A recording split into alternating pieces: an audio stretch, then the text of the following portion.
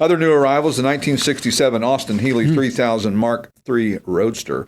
British racing green over black, restored and improved. Yes. So there was some liberties taken with this one. Yes, quite a bit of money put into the restoration of this vehicle, so it's ready to go. Yeah, 177.7 cubic, don't forget the 0.7. That's right. 0.7 cubic inch inline 6-cylinder, 4-speed manual transmission with overdrive. Mm-hmm. We had it. That's right. And a splendid driver.